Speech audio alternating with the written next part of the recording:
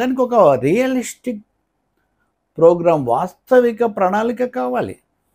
అది ప్రజలందరికీ కూడా అర్థం కావాలి. ఏదో మా దగ్గర ఉంది, లేకపోతే సింగపూర్ చెప్తుంది, లేకపోతే ఇంకెవరో చెప్తారు, ఆ మాస్టర్ ప్లాన్ కొంచెం కూడా మార్చమంటారు.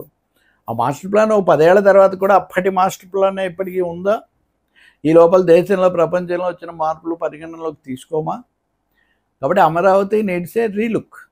మళ్ళీ దాన్ని పరిశీలించి ముఖ్యంగా రైతులు ప్రజల సమస్యలకు మొదటి పెద్దపీట వేసి పరిష్కారానికి తర్వాత దశల వారీగా నడవాలి. మొన్న ఉదాహరణకు ఎవరో చెప్తున్నారు, గతంలో బాగా బలపరిచిన వాళ్ళు ఇప్పుడు శాసనసభ నడుస్తుంది, కొత్త శాసనసభ కట్టడానికి హడావుడి పడటం ఎందుకు?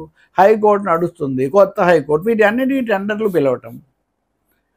ఎందుకంటే రైతులు ప్రజలు తిరిగేదానికి సంబంధించి ఫస్ట్ ప్రయారిటీ ఇవ్వడం చాలా మంచిది కదా. ఇలా చెప్పాలంటే చాలా ఉన్నాయి. చెప్పకుండా ఈ చేపట్టే పనులు కార్పొరేట్ ప్రయోజనాల కోసం ఎంత అనేది కూడా ఉంటుంది.